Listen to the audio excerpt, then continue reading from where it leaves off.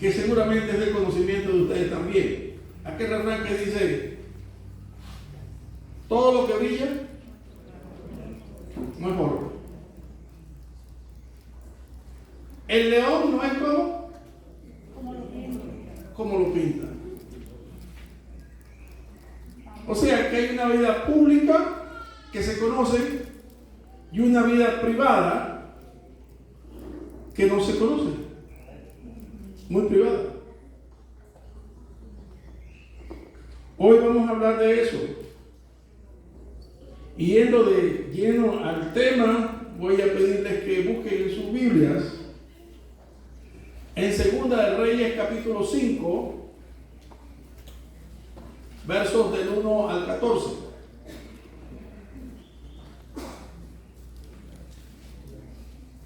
Cuando vaya leyendo este texto para ustedes, ustedes dirán ya de una vez concluyendo por qué el título del mensaje, por qué la razón del título del mensaje.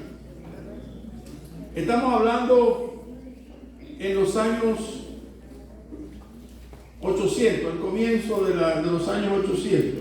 Eliseo vivió del 755 al 810, algo así. El Israel, o Samaria, o el Israel del norte. Entonces leo para ustedes capítulo 5, versículo 1 hasta el 14. Naamán, general del ejército del rey de Siria, era varón grande delante de su señor y lo tenía en alta estima, porque por medio de él había dado Jehová salvación a Siria. Era este hombre valeroso en extremo, pero leproso. Y de Siria habían salido bandas armadas y habían llevado cautiva a la tierra de Israel a una muchacha, la cual servía a la mujer de Naamán. Esta dijo a su señora: si rogase mi señor al profeta que está en Samaria, él lo sanaría de su lepra. Entrando Naamán a su señor, le relató diciendo: así ha dicho una muchacha que es de la tierra de Israel. Y le dijo el rey de Siria: anda, ve, y yo enviaré cartas al rey de Israel. Salió pues él llevando consigo 10 talentos de plata y 6,000 piezas de oro y 10 mudas de ropa. Tomó también cartas para el rey de Israel que decían así: cuando lleguen a ti estas cartas, sabe por ellas que yo envío a ti a mi siervo Naamán, para que lo sanes de su lepra. Luego que el rey de Israel leyó las cartas, rasgó sus vestidos y dijo: ¿soy yo Dios que mate y dé vida, para que éste envíe a mí a que sane a un hombre con su lepra? Considerad ahora y ved cómo busca ocasión contra mí. Cuando Eliseo, el varón de Dios, oyó que el rey de Israel había rasgado sus vestidos, envió a decir al rey: ¿por qué has rasgado tus vestidos? Venga ahora a mí y sabrá que hay profeta en Israel. Y vino Naamán con sus caballos y con sus carros y se paró a la puerta de la casa de Eliseo. Entonces Eliseo envió un mensajero diciendo: ve y lávate 7 veces en el Jordán, y tu carne se te restaurará y serás limpio. Y Naamán se fue enojado, diciendo: he aquí yo decía para mí, saldrá él luego y estando en pie invocará el nombre de Jehová su Dios, y alzará su mano y tocará el lugar y sanará mi lepra. Abana y Farfar, ríos de Damasco, ¿no son mejores que estos, que todas las aguas de Israel? Si me lavasen ellos, ¿no seré también limpio? Y se volvió y se fue enojado. Mas sus criados se le acercaron y le hablaron diciendo: Maestro, Padre mío, si el profeta te mandare alguna cosa grande, ¿no lo harías? Cuanto más diciéndote: lávate y serás limpio. Él entonces descendió y se zambulló 7 veces en el Jordán, conforme a la palabra del varón de Dios. Y su carne se volvió como la carne de un niño y tierno. Que el Señor bendiga su palabra. Primer punto. El personaje que vamos a describir primeramente es Naamán. Miren lo que era este hombre. 1.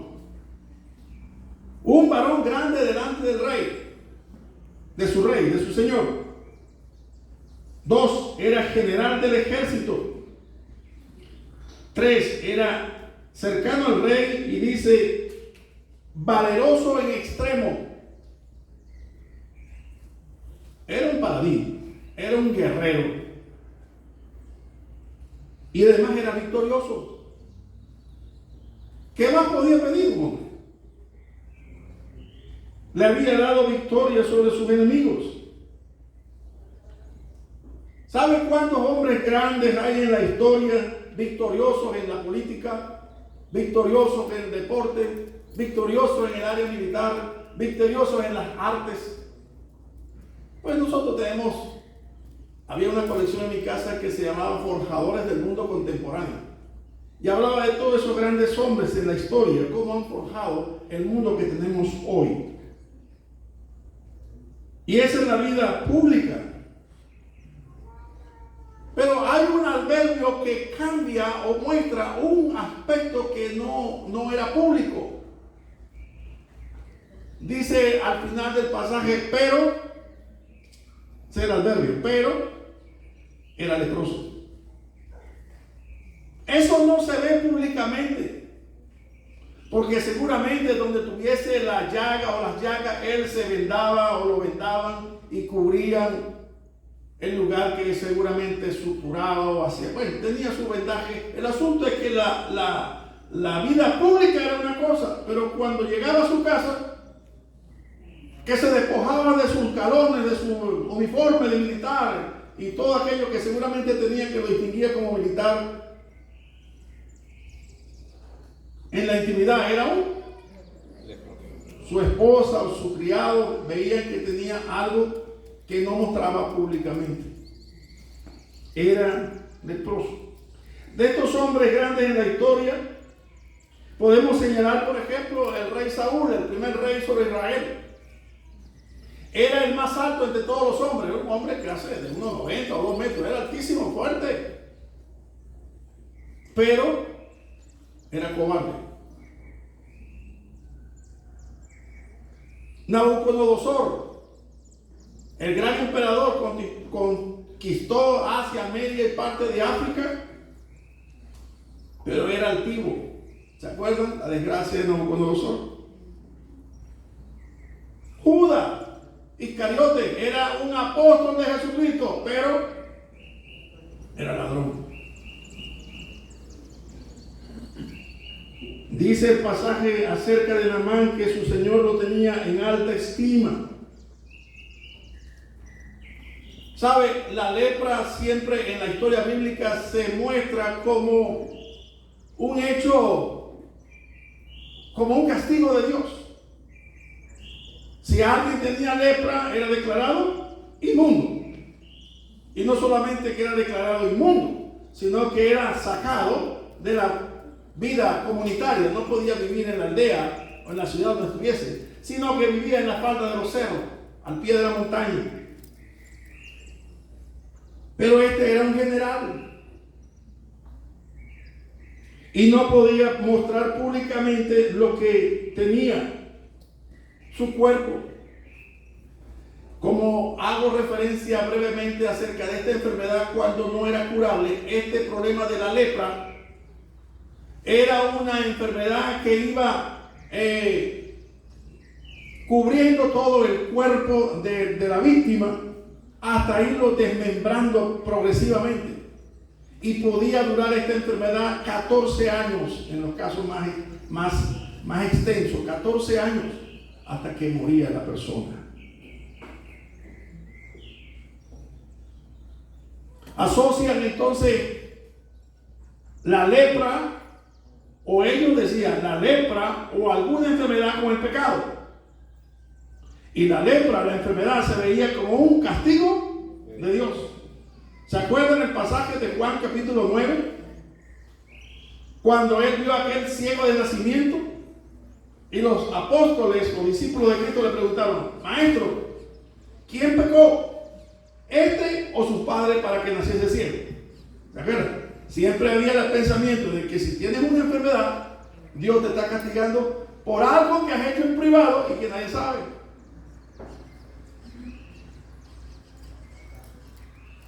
La lepra entonces es sinónimo para la época que estamos leyendo de un castigo divino, de un pecado.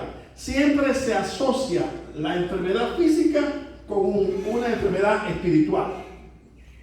Y esta es de las más asquerosas, la que carcome, la que destruye, la que desmembra en vida al enfermo.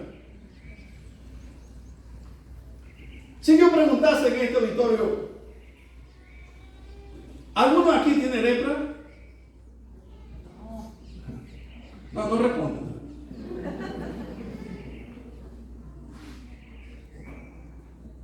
Yo voy a responder por usted. Algo diría sabe. Puede serlo con eso, pastor. Pero si preguntase, ¿hay alguno aquí que haya mentido alguna vez en su vida? ¿Algún vanidoso? ¿Alguno ha codiciado lo ajeno? ¿Hay algún ladrón entre nosotros? ¿Algún homicida o chismoso? ¿Algún cobarde? ¿Alguno ha sido infiel o fornicario? Esa es la lepra espiritual. Porque al igual que la física, esta va destruyendo todos los valores que tiene una persona. ¿Sabe que dicen los médicos que el problema de la lepra es que hace al enfermo primeramente muerto psicológicamente que físicamente? ¿Y qué dice la palabra de Dios? Dice que el que hace pecado, su propio pecado lo alcanzará. Así que este es el aspecto de la vida pública que nosotros tenemos al parecernos bien perchados, bien perfumados, y somos personas en la sociedad que somos en alta estima. ¿Sí? Esa es una persona bien hablada, esa es una persona bien mandada, él es un hombre fiel, ella es una mujer digna, él elogio de afuera. Pero en lo privado, ¿quién lo conoce? Dice la palabra: yo Jehová que conozco los corazones, que escudriño los corazones y discierno los pensamientos. O sea, todavía no ha llegado a su mente un pensamiento, ya Dios lo sabe. Conocen de lejos mis pensamientos, Salmo 139. Entonces, ante Él estamos como desnudos, dice la palabra. Ante Él no podemos ocultar nada. Toda nuestra vida está leída delante del que hizo los cielos y la tierra. Así que a veces pensamos que es un secreto lo que yo he hecho. Secreto para la vida pública. Pero para el que está arriba no hay secreto. Él todo lo ve. En segundo lugar, esta lepra espiritual de la que les hablo ha corcomido y está destruyendo nuestra sociedad. Ya cuando hablaba aquella gente de la destrucción del mundo, del colapso mundial en el 2012, ¿se acuerdan? Mucha gente hablaba de que ya en el 2012 íbamos a desaparecer. Pero le digo una cosa, quizás usted esté de acuerdo conmigo, quizás usted nunca pensó que íbamos a vivir lo que hoy estamos viviendo. Cuando lo que antes señalábamos como detestable, ahora es parte de la sociedad y hay que respetarlo.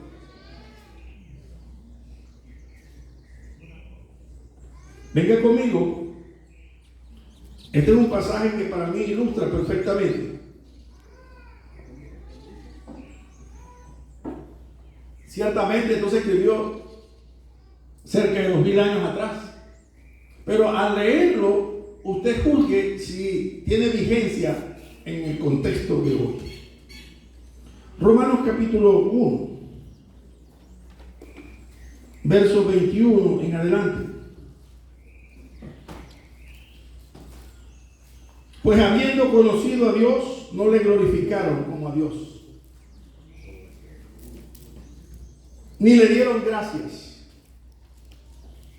sino que se envanecieron en sus razonamientos, y su necio corazón fue entenebrecido. Profesando ser sabios, se hicieron necios, y cambiaron la gloria de Dios incorruptible en semejanza de imagen de hombre corruptible, de aves, de cuadrúpedos y de reptiles, por lo cual Dios también lo entregó a la inmundicia en la concupiscencia de sus corazones, de modo que deshonraron, oiga bien, deshonraron entre sí sus propios cuerpos, ya que cambiaron la verdad de Dios por la mentira, honrando y dando culto a la criatura antes que al Creador, el cual es bendito por los siglos de los siglos. Por eso Dios los entregó a pasiones vergonzosas, pues aún sus mujeres cambiaron el uso natural por el que es contra naturaleza, y de igual modo también los hombres, dejando el uso natural de la mujer, se encendieron en sus lascivias unos con otros, cometiendo hechos vergonzosos hombres con hombres, y recibieron en sí mismos la retribución debida a su extravío. Y como ellos no aprobaron tener en cuenta a Dios, Dios los entregó a una mente reprobada para hacer cosas que no convienen, estando atestados de toda injusticia, fornicación, perversidad, avaricia, maldad, llenos de envidia, homicidio, contienda, engaño, malignidades, murmuradores, detractores, aborrecedores de Dios, injuriosos, soberbios, altivos, inventores de males, desobedientes de los padres, necios, desleales, sin afecto natural, implacables, sin misericordia, quienes habiendo entendido que el juicio de Dios con los que practican tales cosas es digno de muerte. No solo las hacen, sino también se complacen con los que la practican. ¿Es vigente esto hoy?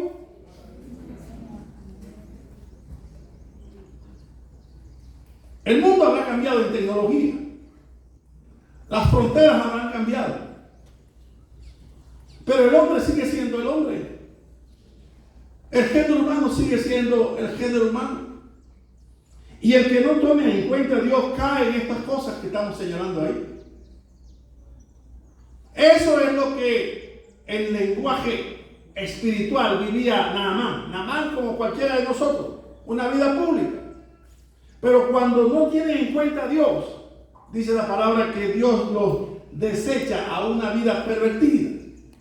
Y dice atestados, quiere decir llenos, tapiados de todas estas cosas.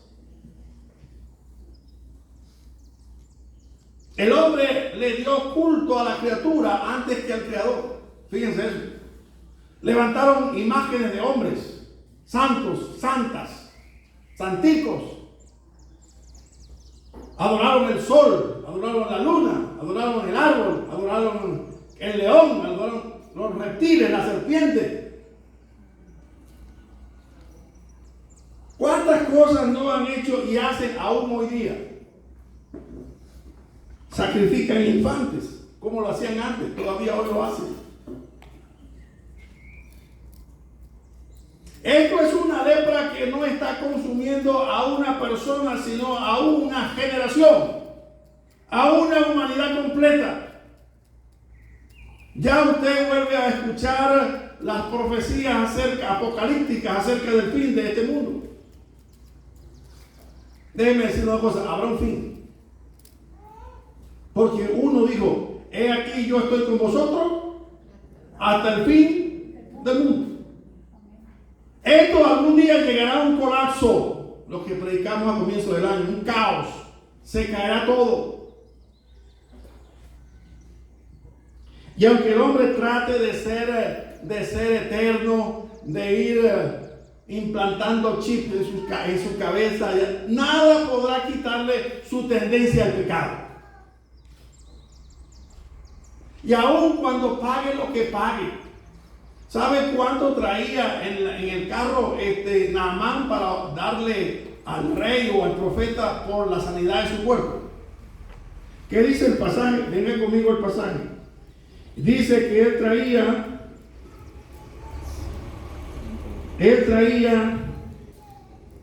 10 talentos de plata.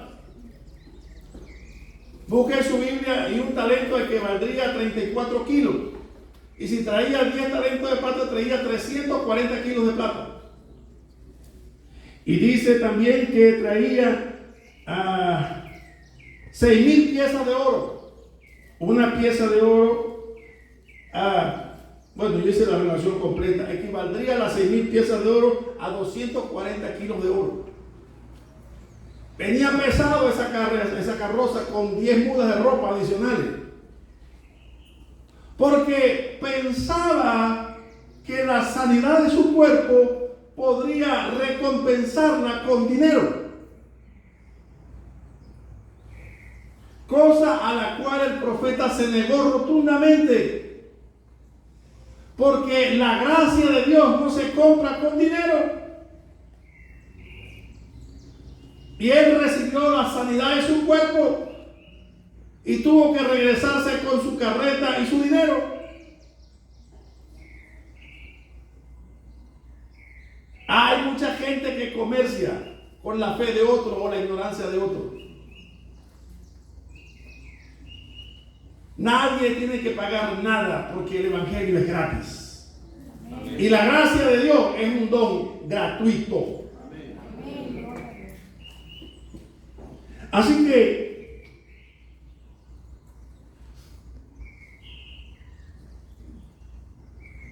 esta enfermedad de la que sufría el general Naamán es un símil, como el cuerpo de Naamán tenía una apariencia pública y una conducta valerosa y victoriosa, pero internamente había una enfermedad que lo estaba destruyendo y que al final acabaría con su vida. El hombre en general, nosotros, la humanidad en general, representados por un hombre, dice, somos como ese Naamán, que aunque tengamos victoriosas vidas o ejercicios en el arte, en el deporte, en la guerra, en la política, en el comercio, en lo que sea, hay algo dentro de nosotros que ninguna de esas cosas nos las puede quitar, y es el pecado. Porque dice la palabra que entre nosotros hemos sido mentirosos, fornicarios, infieles, soberbios, altivos, vanidosos. Hemos tenido, quizás no, uno solo no puede tener todas las cosas, pero está repartido, ¿no? ¿Y qué dice la palabra? Dice, por cuanto todos pecaron, todos. No hay uno en esta sala que hayamos sido justificados por nuestras buenas obras. No hay uno. La Biblia dice, por cuando todos pecaron y están separados de Dios. Ahora, el hombre, ¿qué ha hecho para resolver ese problema? Bueno, usted deje que venga Semana Santa para que vean las peregrinaciones, las de rodillas hasta Inotú, las laceraciones en la espalda, los crucificados, los nazarenos, los vestidos de morado, en fin. ¿Sí o no? Hacen cualquier cosa, buscando ¿qué? sanidad o alivio, o algo que me quite aquello que por lo cual estoy pagando una penitencia o procurando un favor que Dios haga. Pero Jeremías capítulo 2, verso 22.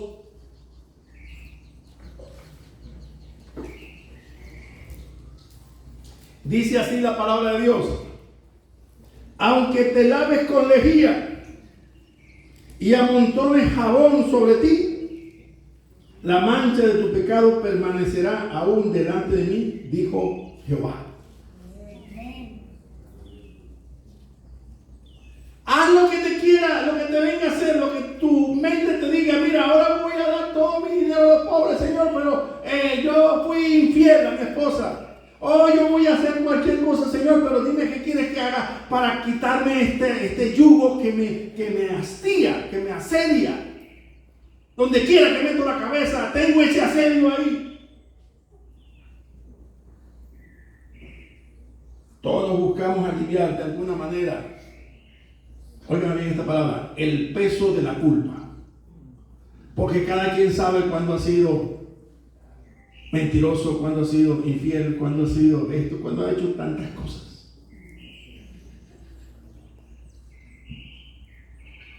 La lepra se convirtió no en una pandemia de un sector del mundo, sino en una pandemia universal.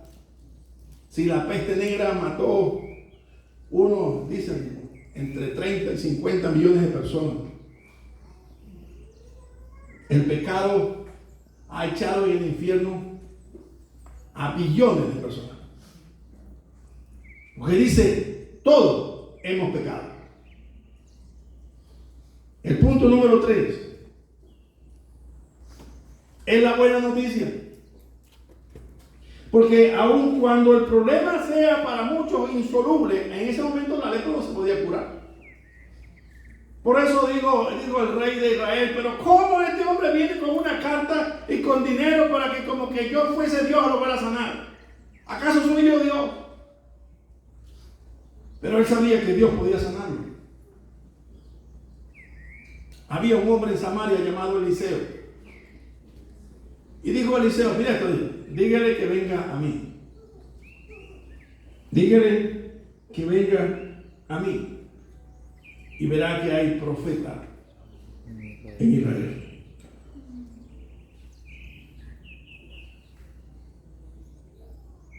No hay manera de pagar el favor de Dios. Esa canción que cantamos ahorita, ese himno, un himno yo creo que se va a cantar en el cielo. Aquí lo estamos ensayando. Pero sublime gracia la que Dios nos me dio. Que yo era ciego y ahora veo. Estaba muerto y ahora estoy vivo. Antes me imaginaba a Dios a la distancia, a través de alguna religión, pero nunca tenía la cercanía de Dios en mi vida. Vea lo que dice, oiga lo que le dijo la criada a la esposa de Naamán o a la mujer de Naamán. Digo, mira, pero allá hay ¿se dan cuenta del valor de los testigos? Allá en Samaria hay un profeta de Dios. Dile a Naamán que puede ir hasta allá. Cuando vino, ¿qué venía pensando Naamán? Ayúdeme con eso. ¿Qué venía pensando Naamán? Lo que dijo, yo pensaba que el profeta vestido de blanco, con un báculo una vara en su mano, iba a llegar y me iba a decir, arrodíllate, Naamán. Iba a poner su mano en la llaga, seguramente en mi cabeza. Iba a invocar al Dios de los cielos, a su Dios, no es mi Dios, a su Dios. Iba a invocar la sanidad sobre mi vida y yo me iba a levantar sano. Y aquí tienes esta pequeña ofrenda. Ni siquiera lo recibió. Vio Naamán a Eliseo. Ahí no lo vio. Le mandó un criado y le dijo, dile hacia Naamán que vaya al Jordán y se zambulla, se sumerja 7 veces. ¿Qué actitud asumió Naamán cuando escuchó eso? Plof, ¿verdad? Plof. No. Yo vengo con la mayor expectativa. Yo espero ver a ese hombre radiante. A lo mejor con su barba blanca, un anciano que viene con esa autoridad a invocar al Dios, a su Dios, para que me sane. Y ahora este ni siquiera me recibe, sino que manda a un criado. ¿No sabe que yo soy el general Naamán? ¡Ey! Yo soy el general Naamán. Si no, pregúntele al rey de Siria quién soy yo. ¿Y qué me? Pero en mi tierra no hay río más caudaloso que ese Jordán. Y más limpio y más hermoso que el Jordán, y más ancho que el Jordán. Para yo tener que venir acá. Pero otra vez, los criados, los testigos, ¿qué le dijeron? Déjenme especular un poco. Dice, Padre mío, préstame atención. Si el profeta te hubiese dicho, mata al becerro gordo que tienes allá y repárteselo en los pobres, o ve y busca la pluma del ganso azul allá en la montaña, ¿tú no lo harías? La respuesta era obvia, sí, claro. Ahora, si te manda algo tan sencillo como que te sumerges en el Jordán, que estamos aquí a 2 cuadras, ¿por qué no lo haces? ¿Qué dice la historia? Lo persuadieron y el hombre fue 1, 2. ¿Qué estaba pensando Naamán en cada zambullida? 3, no veo nada. 4, no siento nada. 5, un fracaso total. Decían maracuyo, farfullo, hablando de más ese profeta. 6, y cuando se levanta de las 7, ¡hey! ¿Qué pasó? ¡Gloria a Dios! Soy sano. Al menos Naamán regresó a donde el profeta. Él dijo, quiero ver al profeta. Ahí está el carro con 240 kilos de oro y 340 kilos de plata. No saquen la cuenta cuánto es ahora. Vete con tu dinero, porque el favor de Dios no se compra. Gloria a Dios.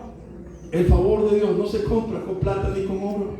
Gloria a Dios. ¿Sabe lo que había ahí? ¿Sabe lo que había ahí? Lo que el profeta estaba pidiendo de ese hombre. Cree a la palabra que te estoy diciendo. Cree, solamente cree. Y dice la palabra que hizo conforme a la palabra del profeta. Y Dios hizo el resto porque sanó de la lepra a Naamán. No solamente lo sanó, sino que también lo salvó. Porque dijo Naamán, ahora cuando vaya a Siria, voy a decir que realmente el único Dios que hay sobre la tierra está en Israel. Amén. Reconoció Naamán que el único Dios que salva y sana se llama Jehová de los ejércitos. Gloria a Dios. ¿Sabe? Solamente hay una manera de ver la gloria de Dios. ¿Cuál, pastor? Obedeciendo. Amén. Cuando murió Lázaro, que fue Lázaro sepultado hace 4 días, en una cueva pusieron una piedra y llegaron sus hermanas y le dijeron, el Señor le dijo, quiero ver a dónde está Lázaro. Ellos seguramente pensaron, va a llorar allá en la tumba. Pero cuando llegó a la tumba, el Señor dijo a los que estaban ahí en la congregación, que seguramente los judíos habían venido a consolar a las hermanas, y ahora dice el Señor estas palabras, quitad la piedra. ¿Qué es lo que dice el sano razonamiento? O el humano razonamiento, Dios. 4 días. Ya llegué. Aunque está sellada, ya llegué. ¿Y qué le dijo el Señor? No te he dicho que si crees, verás la gloria de Dios. Amén. No te he dicho que si crees, verás la gloria de Dios. Y quitaron la piedra. Y el Señor dijo a esta ocasión: Padre, te doy gracias porque siempre me oyes. Y al que estaba dentro le dijo: Lázaro, ven fuera. Ese de 4 días estaba peor que Naamán, le digo. ¿No? Peor que Naamán. Quitar la piedra. Juan capítulo 11, verso 39. Quitar la piedra.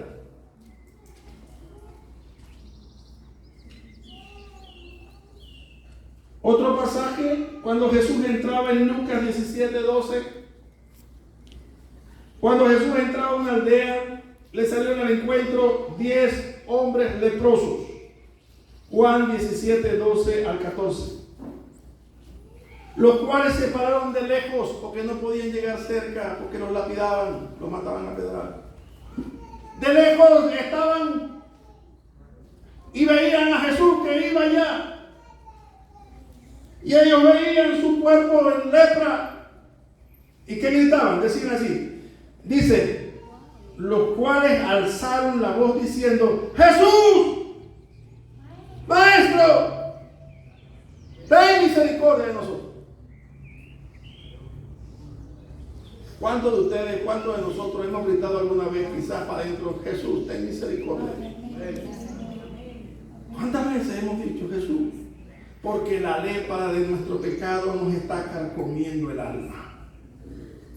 Y nadie nos puede sanar, ningún médico puede sanarlo. Cuando él lo vio, le dijo: óigame, no vengan acá, arrodíllense, que yo voy a sanarle. No dijo eso. ¿Qué dijo?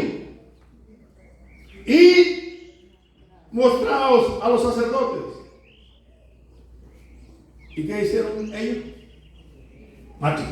Se fueron ante el sacerdote. Y cuando, a la medida que iban, ¿qué pasó? Iban siendo sanados. ¿Dónde está el secreto? Creyeron a la palabra. No cuestionaron lo que el Señor les dijo, sino creyeron a la palabra. Los que estaban alrededor de la tumba de Lázaro creyeron a lo que él mandó: quiten la piedra. Entonces, ¿qué hizo Naamán? Se bajó al Jordán y se bañó en el Jordán. Seguramente la Farfar y el otro río eran mejores, mucho mejores. Pero el profeta dijo: ve y lávate en el Jordán. Y así hicieron.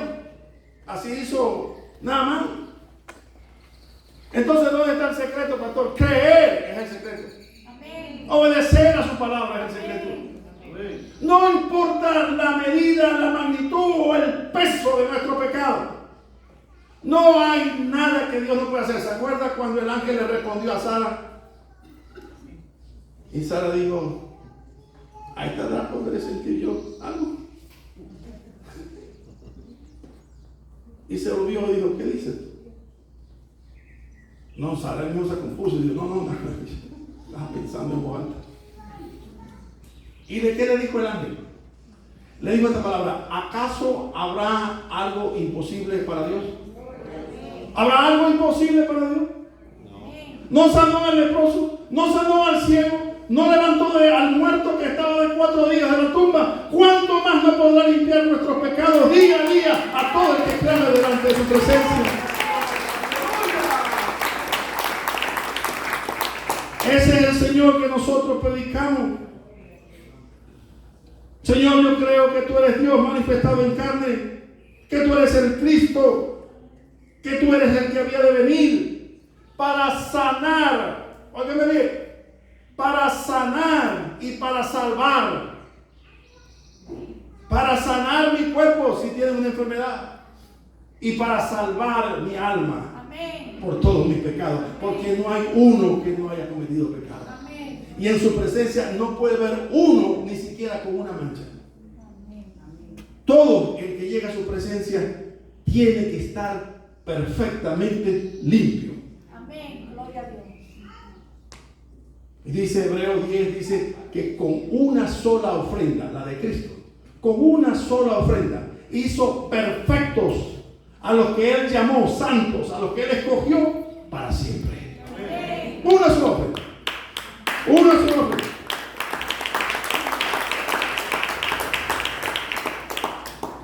Confieso mi pecado, mi incredulidad. ¿Cuántas venas le prendimos a José Gregorio? A los babalaos, a los Yemayá, a los no sé qué cosas, a San Antonio, porque no sabíamos que había un Dios en los cielos. De oídas lo habíamos oído, pero nunca había sido real a nuestras vidas. Pero un día, su palabra llegó a mi corazón. Y desde ese día, dice la palabra, que cuando confesé su nombre, mis pecados fueron limpiados. Todos mis pecados fueron limpiados. No solamente los pasados, los presentes, sino también los que todavía no he cometido. Porque dice, fueron limpios para siempre. ¿Usted cree que su pecado es imperdonable? Cambie ese pensamiento. Para Dios no hay nada imposible. ¿Usted cree que sus infidelidades son inalcanzables para Dios? Aunque vayan hasta el extremo de los cielos, o sea, las puertas del infierno, de allá os recogeré, dice el Señor. ¿Qué hay que yo haya hecho que no pueda ser Dios capaz de perdonar? No hay nada. Porque soy un mitómano, digo mentiras por hasta sin pensarlo. O porque soy cleptómano, porque me agarro lo que esté mal puesto por ahí. No solamente Dios te perdona, sino que también te sana de cualquier enfermedad. Así que ahora voy a orar. Pero voy a invitarle a usted que ore conmigo. Como dije al principio, en lo que oigo, en lo que oye la oración, en lo que esté de acuerdo, afirme, lo diga amén. Y en lo que Dios vaya a hacer, diga gloria a tu nombre. Vamos a orar. Naamán, así como el etíope, se regresó seguramente gozoso. Le dijo, mira, yo sigo siendo el segundo al mando seguramente allá en Siria. Y quiero que sepas que cuando mi Señor me lleve al altar de Ramaot, su Dios, su ídolo, si tengo que arrodillarme, me perdone el Señor si me arrodillo, pero yo desde ahora confesaré que el verdadero Dios, el Dios vivo, está en Israel. ¿Cuántos aquí hay enfermos? ¿Cuántos padecen alguna enfermedad física? Yo no sano a nadie, pero yo predico al que es capaz de sanar cualquier cosa, a Jesucristo. Él sí puede sanar. ¿Cuántos tienen pecados en su vida? Boca obscenas, pensamientos promiscuos, intenciones malas, mentiras. Yo no puedo quitar esa mancha de tu pecado delante de Dios, pero Cristo, con su sacrificio, quitó cualquier mancha. Dice la palabra que todo el acta que nos era contraria, todos nuestros hechos están anotados. Y Él dice que esos hechos anotados que nos eran contrarios y que nos separaban de Dios, dice la palabra que Él los clavó en la cruz del Calvario y con su sangre borró todo, de tal manera que las actas están sin letra, sin acusación para nadie. Ahora voy a orar.